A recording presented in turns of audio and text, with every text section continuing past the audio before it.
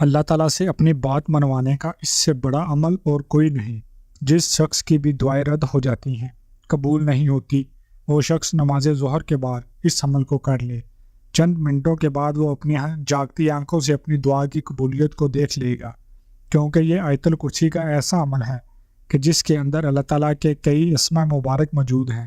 الحی القیوم، یہ اللہ تعالیٰ کے ایسے صفاتی نام ہیں جس کو رسول اللہ صلی اللہ علیہ وآلہ وسلم نے بدر کے میدان میں پڑھا تھا، اور جو شخص بھی ان الفاظ کو پڑھ کر، آیت الکرسی کو پڑھ کر اللہ کی بارگاہ سے مدد مانگتا ہے، اس کو فوراً مدد حاصل ہو جاتی ہے۔ سیدنا علی المرتضیٰ رضی اللہ تعالیٰ عنہ وہ ارشاد فرماتے ہیں کہ جنگ بدر کے دن رسول اللہ صلی اللہ علیہ وآلہ وسلم کو میں نے اس حال میں دیکھا کہ آقا کا سر مبارک سجدے میں تھا اور حضور پڑھ رہے تھے یا حی یا قیوم، یا حی یا قیوم۔ میں میدان میں گیا، پھر لوٹ کر آیا تو پھر یہی پڑھتے ہوئے دیکھا، بار بار جاتا تھا، جب واپس آتا تھا تو یہی دیکھ رہا تھا، اور انہی الفاظ کی برکت سے رب کائنات نے ہمیں بدر کے میدان میں فتح عطا فرمائی۔ تو یہ بات اس بات پر دلالت کرتی ہے کہ اگر آپ کو کسی بھی کام کے اندر فتح چاہیے، کسی بھی کام کو کروانے کی حاجت ہے، کوئی بھی مشکل کام ہے، آپ اس طریقے سے اس عمل کو کر لیں جو طریقہ ابھی میں آپ کو بتانے لگا ہوں۔ کبھی بھی آپ کی دعا رد نہیں ہوگی، جو مانگے گئے چند منٹوں کے بعد آپ کا مقدر بن جائے گا، جیسا آپ چاہتے ہیں ویسا ہی معاملہ اللہ تعالیٰ آپ کے ساتھ فرمائے گا، اس لیے کہ یہ آیت الکرسی قرآن مجید کی زینت ہے، یہ قرآن مجید کی زینت ہے، اور یہ آپ کو بھی زینت والا بنا دے گی۔ دیکھیں، نگاہ عاشق کی دیکھ لیتی ہے پردہ میم،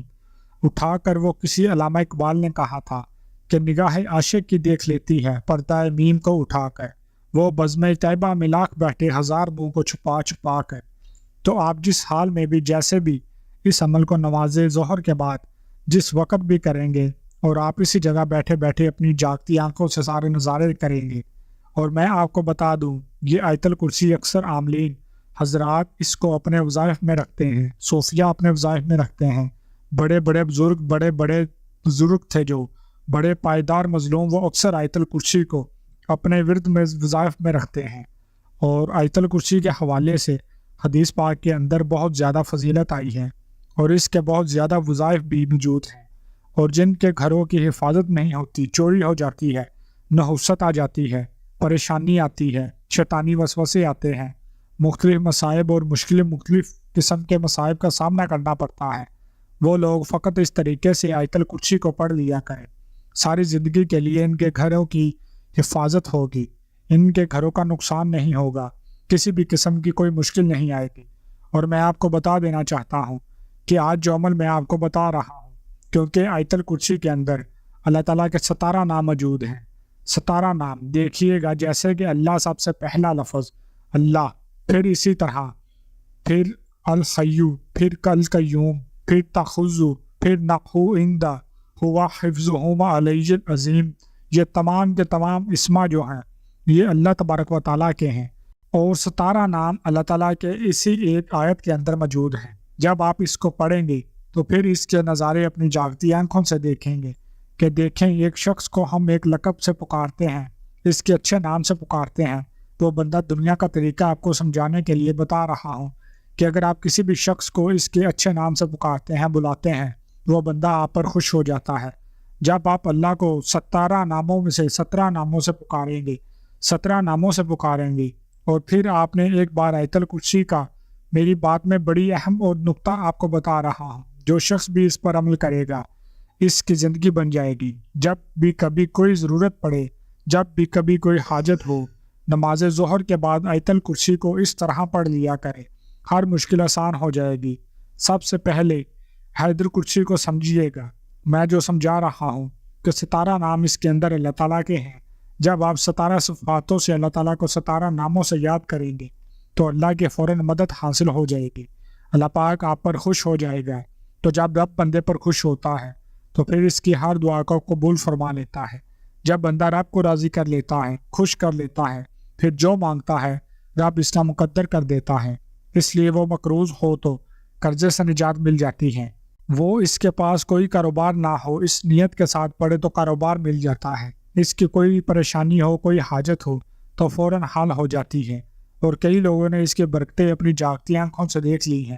کئی لوگوں نے نظارہ کیا ہے۔ آج آپ بھی اس کا نظارہ کیجئے گا کہ کیسے اس آیت الکرسی کے ذریعے آپ کی حفاظت ہوتی ہے اور آپ کی دعا کی قبولیت ہوتی ہے۔ میں آپ کو بتانا یہ چاہ رہا ہوں کہ جیسا کہ آیت الکرسی پڑھنے والے کے لیے اللہ تعالیٰ ایک فرشتے کو مقرر فرما دیتا ہے، ایک فرشتہ اس کے لیے مقرر ہو جاتا ہے جو اس کی نیکیاں لکھتا ہے اور گناہ مٹاتا رہتا ہے۔ اور اسی طرح میں آپ کو یہ بات واضح کرنا چاہتا ہوں کہ حضرت انس بن مالک رضی اللہ تعالیٰ عنہ فرماتے ہیں کہ آیت الکرسی 4 میں قرآن ہے اور ہر چیز کی کوئی زینت ہوتی ہے۔ قرآن کی زینت سورۃ بقرہ ہے اور اس میں آیت الکرسی قرآن کی سردار ہے۔ قرآن کی سردار ہے تو جب آپ یہ سردار کی سفارش رب کی بارگاہ میں کوئی پیش کریں گے تو فوراً رب کائنات اس کی سفارش کو قبول فرماتے ہوئے آپ کی مشکلوں کو آسان فرما دے گا، آپ کی حاجتیں پوری ہو جائیں گی، آپ کی مشکلوں کا حل اس کے اندر موجود ہے۔ اس لیے یہ آیت الکرسی حفاظت بھی کرتی ہے، بندے کی سفارش بھی کرتی ہے۔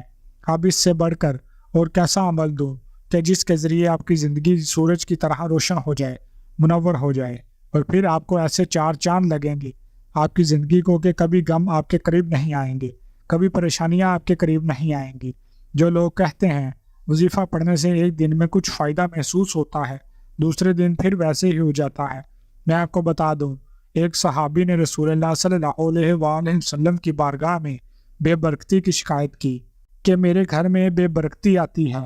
تو رسول اللہ صلی اللہ علیہ وآلہ وسلم نے جو اس کو وظیفہ بتایا آج وہی وظیفہ بتا رہا ہوں۔ اور دیکھیں پھر جو زبان مصطفیٰ سے نکلا ہو، آج اکثر لوگ کہتے ہیں میرا وظیفہ کریں گے تو بڑے کامیاب ہو جائیں گے، میرا وظیفہ کریں گے تو بڑے کامیاب ہو جائیں گے، بڑی بہاریں آئیں گی۔ میں آپ کو بتا دوں جو زبان مصطفیٰ سے وظیفہ نکلا ہو، اس سے بڑی کائنات کے اندر کوئی وظیفہ موجود نہیں ہے۔ اور رسول اللہ صلی اللہ علیہ وآلہ وسلم نے اس کو فرمایا کہ اگر تمہارے گھر میں بے برکتی ہے اور بے برکتی کی تو شکایت لے کر آیا ہے تو فرمایا پھر بس ایک ہی کام کیا کرو، آیت الکرسی کو پڑھ لیا کرو۔ اور یہ در منصور کی حدیث پاک ہے، آپ اس کو سمجھیے گا۔ اس سے معلوم یہ ہوتا ہے کہ آیت الکرسی کے اندر تمام برکتیں رب نے رکھی ہیں، جو بھی پڑھتا ہے وہ مالا مال ہو جاتا ہے، اور جو سفر میں پڑھتا ہے گھر واپس آنے تک اس کی بھی حفاظت ہوتی ہے، اس کے اہل و عیال کی بھی حفاظت رہتی ہے۔ اور اس طرح آیت الکرسی پڑھ کر جو بندہ بھی دم کرتا ہے وہ اس کا بھی خاتمہ خیر کا ہوتا ہے، جس پر دم کیا جاتا ہے اس کی بھی بنائی ہوتی ہے۔ میں آپ کو بتا دوں آیت الکرسی نماز ظہر کے بعد آپ نے اس کو 70 بار اس طرح پڑھنا ہے، اور پھر اس طرح آپ نے 70 بار اس کو پڑھنا ہے کہ سب سے پہلے اس کے اول اور آخر درود پاک پڑھنا ہے۔ درود پاک آپ کوئی بھی پڑھ سکتے ہیں، جو آپ کو درود پاک آتا ہے اب وہ درود پاک پڑھ لیں۔ الغرض درود ابراہیم جو نماز کے اندر پڑھتے ہیں 3 بار اول اور آخر وہ درود پاک آپ پڑھیں گے، اور درمیان میں آپ نے آیت الکرسی 70 بار کیسے پڑھنی ہے اس کو ذرا توجہ کے ساتھ سمجھنا ہے۔ سب سے پہلے سمجھیے گا جہاں تک آپ نے اس کو بسم اللہ الرحمن الرحیم صرف پہلی مرتبہ پڑھ دی ہے، پہلے 3 مرتبہ درود پاک پڑھیں گے، پھر 1 مرتبہ بسم اللہ الرحمن الرحیم پڑھیں گے، پھر اللہ لا الہ الا ہو سے شروع کر کے یعنی کہ آخر تک اس آیت الکرسی کو مکمل کریں گے۔ پھر آپ نے باقی جتنی بار بھی پڑھنی ہے 70 کی تعداد پوری ہونے تک آپ نے صرف ایک ہی بار شروع کرنے کے بعد سر سجدے میں رکھ لینا ہے، اور 70 بار آپ نے یہ الفاظ پڑھنے ہیں یا حیو یا قیوم، یا حیو یا قیوم، یا حیو یا قیوم، یا حیو یا قیوم۔ اس کو آپ ہاتھوں کی انگلیوں پر بھی گن سکتے ہیں، اور اسی طرح آپ اس کو تسبیح بھی پر بھی گن سکتے ہیں، جیسی آسانی ہو اس طرح آپ اس کو گن سکتے ہیں۔ آپ نے اسی ترتیب کے مطابق جب آپ اس عمل کو کر لینا ہے 70 مرتبہ سجدے میں یہ 2 الفاظ پڑھ لیے، اب سجدے میں سر رکھتے ہوئے آپ نے اپنی حاجت کی، اپنے مقصد کی دعا کرنی ہے، لیکن جب آپ ذہن میں رکھیے گا عمل کے دوران کسی کے ساتھ کوئی بات چیت نہیں کرنی۔ اور میں جو آپ کو نقطہ بتانے لگا وہ یہ ہے کہ جب آپ سر سجدے میں رکھ لیں اور یہ تسبیحات پڑھ لیں، اس کے بعد آپ نے جو کچھ بھی مانگنا ہے انشاءاللہ سارا سجدے سے سر اٹھانے سے پہلے آپ کی دعا کی قبولیت ہو جائے گی۔ والسلام علیکم ورحمۃ اللہ وبرکاتہ۔